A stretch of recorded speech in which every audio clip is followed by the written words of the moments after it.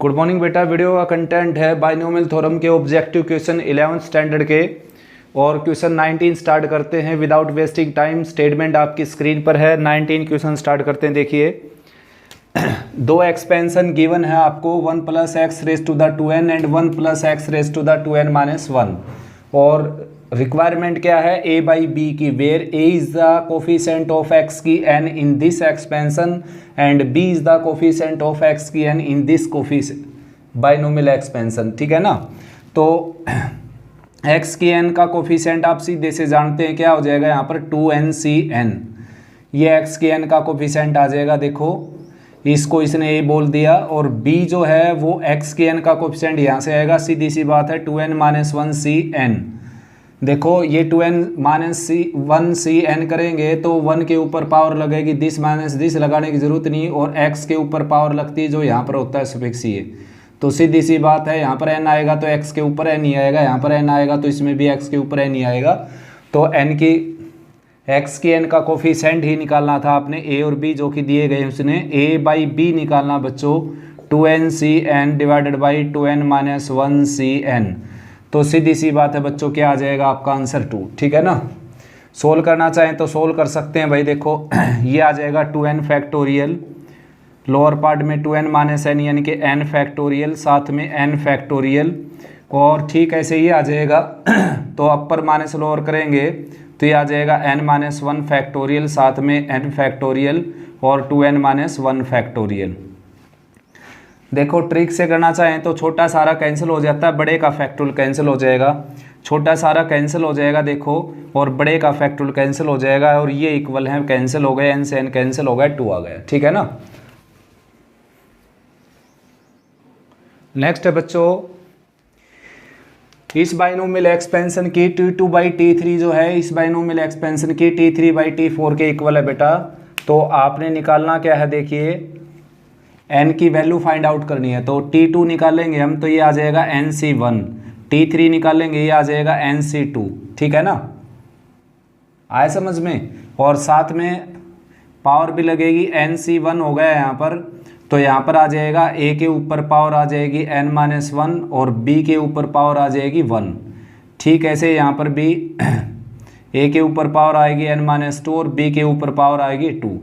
T3 निकालेंगे तो ये आ जाएगा n + 3C2 और साथ में a के ऊपर पावर आएगी n + 3 - 2 यानी कि n + 1 और b के ऊपर पावर आएगी 2। ठीक ऐसे यहाँ पर लोअर पार्ट में n + 3/3 और a के ऊपर पावर आएगी दिस माइनस दिस यानी कि n, और b के ऊपर पावर आएगी 3। ठीक है ना। तो भाई a b तो सारा कैंसिल ही हो जाएगा बच्चों, लिखने की भी जरूरत नहीं थी, सारा लेफ्ट राइट से कैंसिल हो जाएगा। देखो ठीक है ना, इस साइड भी क्या बच गया a by b और इस साइड भी क्या बच गया a by b, तो पूरी तरह कैंसिल हो जाएगा ये।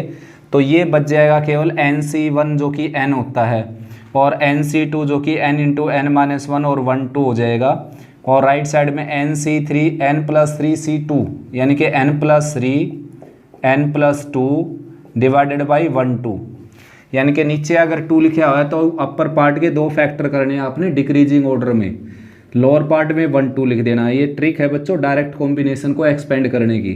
ठीक ऐसे यहाँ पर 3 लिखा हुआ तो 3 पार्ट करेंगे, 3 फैक्टर करेंगे इसके डिक्रीजिंग ऑर्डर में, जैसे कि फर्स्ट इटसेल्फ होगा, सेकंड इसमें से 1 माइनस करके आएगा, थर्ड इसमें से फिर 1 माइनस करके आएगा। लोअर पार्ट आ जाएगा 1 2 3, 1 2 से 1 2 कैंसिल हो गया, n + 3 से n + 3 कैंसिल, n + 2 से n + 2 कैंसिल, n से n कैंसिल, तो ये आ जाएगा 2/n - 1। राइट साइड में 1/1 ये ऑलरेडी है ये, और ये आ जाएगा 3/n + 1। क्रॉस मल्टीप्लाई करेंगे तो ये आ जाएगा बच्चों 2n + 2, और राइट साइड में आ जाएगा 3n - 3 यानी कि n की वैल्यू आ जाएगी आपकी 5। ठीक है ना। नेक्स्ट 3 क्वेश्चन है बच्चों। फर्स्ट है नंबर ऑफ टर्म बतानी है आपने, तो डायरेक्ट आंसर आप जानते हो नंबर ऑफ टर्म्स हो जाएंगी n + 1 टर्म्स। ठीक है ना, डायरेक्ट फार्मूला इसका ये सीधा सीधा। लार्जेस्ट कोफिशिएंट बताना आपने, तो आप जानते हो 30C 15 के बाद वापस डिक्रीज होना शुरू हो जाएगा 13C यानी कि 30C जो 16 आएगा वो 30C 14 के इक्वल हो जाएगा बच्चों। ठीक है ना, ये और ये बिल्कुल सेम हो जाएंगे, तो ये सबसे बड़ा कोफिशिएंट हो जाएगा ये वाला। उसके बाद तो वापस रिपीट होना शुरू हो जाएगा यहाँ से। नेक्स्ट है नंबर ऑफ टर्म। तो आप जानते हो इसका ही फार्मूला मैंने बताया था, ऑब्जेक्टिव की वीडियो में भी बताया था आपको। तो n/2 + 1 टर्म्स, ठीक है ना, यानी कि 51 टर्म्स। देखो बच्चों, अगर यहाँ पर माइनस का साइन होता तो ये ऐड नहीं करता मैं, नंबर ऑफ टर्म्स कितनी आ जाती 50। अगर यहाँ पर माइनस होता तो नंबर ऑफ टर्म्स आ जाती 50। और पावर अगर ओड होती, यानी कि पावर ओड होती, तो नंबर ऑफ टर्म्स होती n + 1/2 टर्म्स। बेशक से यहाँ पर प्लस है या माइनस है, तो चारों फार्मूले फिर से मैंने रिवाइज करवा दिया आपके लिए ये। नेक्स्ट है बच्चों 24th क्वेश्चन। इसमें रिक्वायरमेंट है find the term without x, यानी कि x के विदाउट टर्म निकालनी, जो x के विदाउट हो, यानी कि कुल मिलाकर इंडिपेंडेंट टर्म फाइंड आउट करनी है आपने, कांस्टेंट टर्म फाइंड आउट करनी है, एब्सोल्यूट टर्म फाइंड आउट करनी है, प्योर टर्म फाइंड आउट करनी है, ठीक है ना। Term containing x⁻⁴ find out करनी बच्चों। तो भाई स्टार्ट करते, देखो tr+1 टर्म को लेट कर लेता हूँ मैं। Let tr+1 be the term which contain x⁻⁴, ये आ जाएगा 9cr, और x के यानी कि a के ऊपर पावर लगेगी 9 - r, और b जो कि -1/3x, इसके ऊपर पावर लगेगी r। x की टर्म सिंगल बना लेते हैं, 9cr एज इट इज, और ये जो पावर है r 1/3 के ऊपर अलग से लगा देंगे ऐसे, ठीक है ना। और x की पावर ऑलरेडी यहाँ पर है 18 - 2r, और नीचे से ये x की पावर r आकर माइनस की r हो जाएगी, यानी कि -3r हो जाएगा बच्चों ये, ठीक है ना। तो 18 - 3r आ जाएगा इक्वल टू 0, तो r की वैल्यू आ जाएगी यहाँ से 6 के इक्वल। तो टर्म आ जाएगी आपकी 7th 9c6 -1/3 और x⁻⁴। तो 9c6 को आप लिख सकते हो 9c3, और 1/3 की पावर 6 ऑलरेडी है यहाँ पर, जो कि कितना हो जाएगा 3 की पावर 4 आ जाएगा 81। 3 से और मल्टीप्लाई करेंगे 243, और 3 से और करेंगे तो 729। तो ये आ जाएगा 9 × 8 × 7 और 123, और साथ में 3 की पावर 5 कर लेता हूँ, 3 अलग कर लेता हूँ, 3 से ये कैंसिल हो जाएगा सारा। 2 4 जा 8 हो जाएगा, 7 4 जा 28 आ गया, और लोअर पार्ट में 3 की पावर 5 यानी कि 243। ये आपकी independent term, constant term, pure term, absolute term, ठीक है ना। Term containing x⁻⁴, term without x।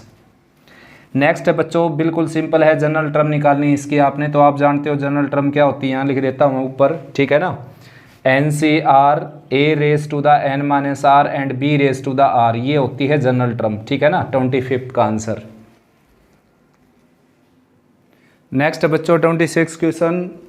In this expansion coefficient of x is 270, then find the value of lambda. Coefficient of x बच्चों, तो सबसे पहले tr+1 टर्म लेट कर लेते हैं, which contain x⁻⁴ that is 5cr, x⁻⁵ -r and λ/x⁻⁴।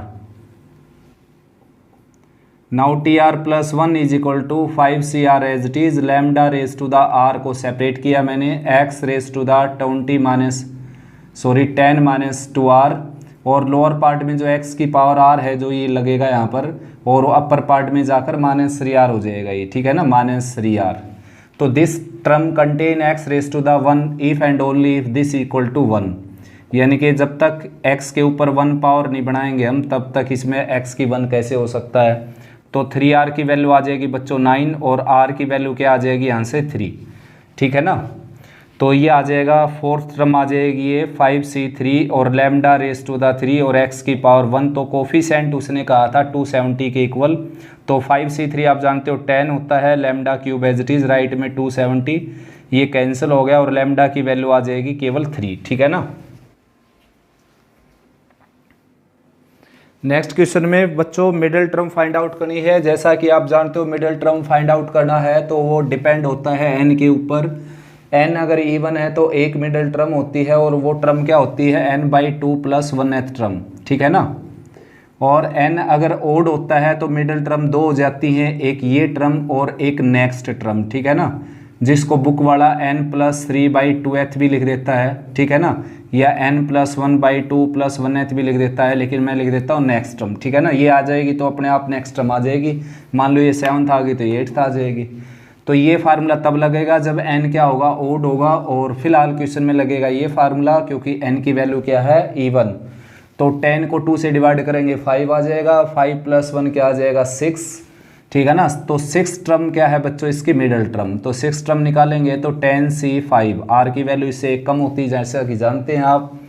और तो a के ऊपर पावर क्या लगती है, n-r करके, यानी कि 5। और b के ऊपर पावर क्या लगेगी, जो यहाँ पर सफिक्स होगा वो सीधी सीधी b के ऊपर पावर लगती है। जनरल टर्म के फार्मूले में देख लीजिए, NCR a⁻n-r एंड b⁻r। तो 10c5 को कैलकुलेट कर लीजिए बच्चों, 10 × 9 × 8 × 7 × 6 2 4 5 और 1 2 3 4 5, ठीक है ना। यानी कि नीचे 5 है तो ऊपर 5 फैक्टर करने डिक्रीजिंग ऑर्डर में, एक एक माइनस करके। और लोअर पार्ट में 1 2 3 4 5 लिख देना प्रोडक्ट में। यहाँ पर 2 की पावर 5 ऑलरेडी है इसमें, और -1 की पावर 5 जो कि माइनस का साइन लेकर आएगा। x की 10 ये हो गया और x की 5 ये हो गया, x की 5 यहाँ पर बच जाएगा। अब कैलकुलेट तो इजीली कर सकते हो बच्चों आप इसको, ठीक है ना। कैलकुलेट कर सकते हो कैंसिल वैंसिल करके इसको। 5 2 जा 10 ये कैंसिल हो गया, 3 3 जा 9 और 4 2 जा 8, 6 6 6 जा 36, 36 की 7 से मल्टीप्लाई और कर देंगे हम। 7 6 जा 42, 7 3 जा 21 + 4 यानी कि 25, और साथ में क्या है -250 आ गया, ये 252, और साथ में है 32 और x की 5 मल्टीप्लाई कर सकते हो बच्चों अपने आप ही। नेक्स्ट है बच्चों, 7 term from beginning and end of this coefficients are equal, then find value of n। तो 7 टर्म फ्रॉम बिगिनिंग निकालेंगे तो बच्चों सीधा सीधा आ जाएगा आंसर आपका। देखो बिगिनिंग से 7 टर्म निकालेंगे तो NC6 और 2⁻⁴ है ये आपकी, 2⁻⁴ है, इसके ऊपर पावर लग जाएगी n-6, और 1/3 जो 1/3 है इसके ऊपर पावर लग जाएगी 6। अब बच्चों लास्ट से इसकी जो टर्म निकालेंगे तो उसके बहुत सारे मेथड हैं जो कि मैंने आपको करवा रखे हैं। आप प्रीवियस वीडियो देख सकते हो चैप्टर के अंदर जाकर प्लेलिस्ट में, ठीक है ना। बाइनोमियल थ्योरम चैप्टर में मैंने सारे मेथड करवा रखे हैं कि pth टर्म फ्रॉम एंड कैसे निकालते हैं।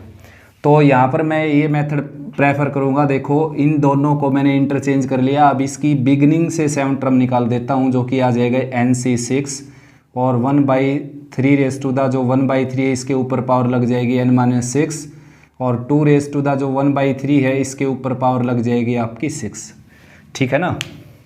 अब देखो NC6 से NC6 कैंसिल हो गया, और ये जो टर्म है और ये टर्म है ये दोनों लाइक टर्म है बच्चों। तो ये इस तरफ आकर डिवीजन में आएगी, और डिवीजन में आएगी तो पावर सब्ट्रैक्ट होगी, तो 6 सब्ट्रैक्ट और होगी इसकी पावर, तो पावर हो जाएगी n-12। ठीक ऐसे ये बी राइट में जाकर सब्ट्रैक्ट करेगी, 6 और सब्ट्रैक्ट करेगी इसको जाकर, तो ये आ जाएगी आपकी n-12, ठीक है ना। और अब इसको राइट साइड से डिवाइड कर देते हैं दोनों को, मतलब इससे डिवाइड कर देते हैं। तो 2 की 1/3 है ये, और 1/3 होल रेस टू द क्या होगी n-12, राइट में क्या आ गया 1, और 1 को मैं लिख सकता हूँ इसकी पावर 0, जो भी आपका बेस है इसकी पावर 0, ठीक है ना।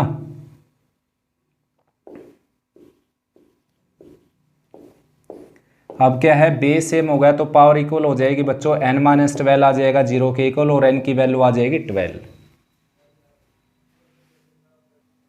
नेक्स्ट है बच्चों 29th क्वेश्चन। इस बाइनोमियल एक्सपेंशन में इस टर्म और इस टर्म के कोफिशिएंट बिल्कुल इक्वल हैं, तो आपने वैल्यू निकालनी है r की। तो ये टर्म निकालूंगा मैं, सीधा लिख देता हूँ। देखो 15c 2r + 2, r की वैल्यू एक कम होती है टर्म के प्लेस से, और ये लिखेंगे तो 15c r-2। तो बच्चों NCR NCX के इक्वल होता है, ये फार्मूला आप जानते हो, NCR = NCX अगर हो, इफ NCR = NCX देन इधर R = X और N = R + X, ठीक है ना। ऐसे होता है, आया समझ में। तो भाई उसके बाद क्या है, देखो इन दोनों को या तो हम इक्वल रखेंगे, इन दोनों को इक्वल रख देते हैं, इन दोनों को इक्वल रखेंगे तो 2r+2 आ जाएगा r-2 के इक्वल। तो ये इस तरफ आ गया, r की वैल्यू आ जाएगी 4, ठीक है ना। या फिर इन दोनों का जो सम है वो 15 के इक्वल होगा, यानी कि 15 हो जाएगा 2r+2 और प्लस में r-2, ये कैंसिल हो गया। 3r की वैल्यू आ जाएगी 15 और r की वैल्यू आ जाएगी आपकी 5, ठीक है ना। अब 5 रखने से ये आ जाएगा 10 + 2 12 और ये 3 आ जाएगा 12 और 3, बिल्कुल ठीक है ये। और 4 रखने से आ जाएगा 8 + 2 यानी कि 10 और 4 रखने से आ जाएगा 2, ये आ जाएगा 15c10। 4 रखा तो यहाँ पर मैंने 4 आई थी जैसे कि वैल्यू इसकी, ठीक है ना। और 4 रखने से यहाँ पर आ जाएगा 15c2। तो ये इक्वल नहीं हुआ भाई बच्चों, ठीक है ना। तो r की वैल्यू क्या है आपकी 4 रिजेक्ट हो जाएगी। देखो 2r+2 को r-2 के इक्वल रखे हमने, तो r इस तरफ आकर माइनस का हो गया, इसमें से माइनस आ गया और 4 r की वैल्यू बच्चों -4 आने लग रही। देखो यहाँ से r की वैल्यू क्या आ गई -4, तो इसलिए भी r की वैल्यू -4 आ गई तो क्या हो जाएगी रिजेक्ट, क्योंकि माइनस की वैल्यू यहाँ पर अलाउड नहीं होती, यहाँ पर वैल्यू अलाउड होती है 0 1 2 3 4 यानी कि होल नंबर। तो फाइनल आंसर आ गया आपका 5, ठीक है ना। नेक्स्ट है 30th question, number of term find out करनी है आपने। तो देखो बाइनोमियल का फार्मूला होता है n+1, तो बाइनोमियल तो है, ये पावर हो गई इसकी 36, तो नंबर ऑफ टर्म हो जाएंगी बच्चों यहाँ पर 37, 36 + 1 यानी कि 37। नेक्स्ट है कोफिशेंट ऑफ x की 7 एंड x की 8 फाइंड आउट करना आपने। तो सॉरी, कोफिशेंट ऑफ x की 7 एंड और x की 8 इक्वल हैं दोनों, और n की वैल्यू निकालनी है आपने। तो x की 7 निकालने के लिए आपको निकालनी पड़ेगी 8th टर्म, जो कि हो जाएगी nc7 और 2n-7 और x/3 ठीक है ना। तो यहाँ पर इसका कोफिशेंट निकालेंगे तो x को हटा देते हैं, ये इसका कोफिशेंट हो गया। ठीक ऐसे इसका कोफिशेंट निकालेंगे तो nc8 और 2n-8 और x/3 यानी कि 1/3 तो सबसे पहले तो 1/3 को कैंसिल कर देते हैं। देखो ये सारा कैंसिल होकर इधर आ जाएगा, ये एक पावर बच जाएगी इसकी।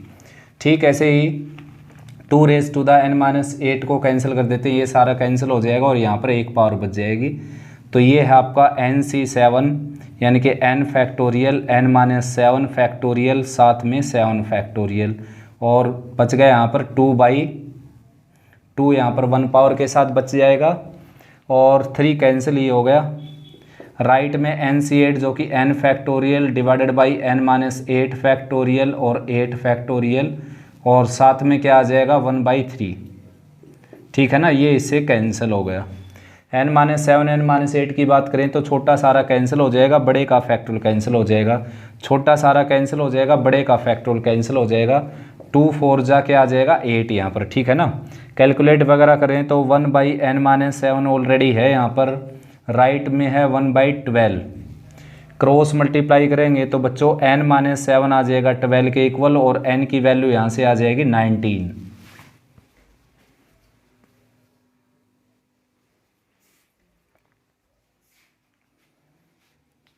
ये आ जाएगा बच्चों n फैक्टोरियल n-7 फैक्टोरियल और साथ में 7 फैक्टोरियल, और 2 ऑलरेडी है ये अपर पार्ट में। राइट साइड में n फैक्टोरियल n-8 फैक्टोरियल और साथ में 8 फैक्टोरियल और 1/3 ये है यहाँ पर। ठीक है ना, ये इससे कैंसिल हो जाएगा बच्चों।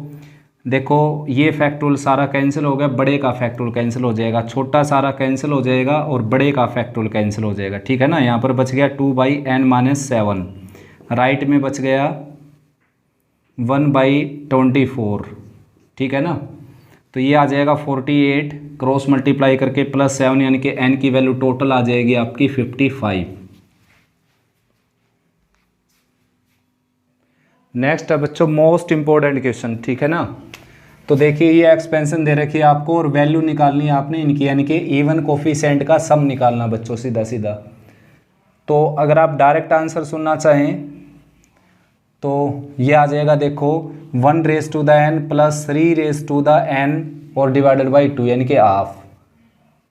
तो मैं एक्सपेंड करके दिखा देता हूँ इसको, यानी कि एक्सप्लेनेशन दे देता हूँ मैं साथ साथ। देखो सबसे पहले आप यहाँ पर पुट कर लीजिए 1, x की जगह 1 पुट कर लीजिए इसके अंदर, ये इक्वेशन फर्स्ट है आपकी।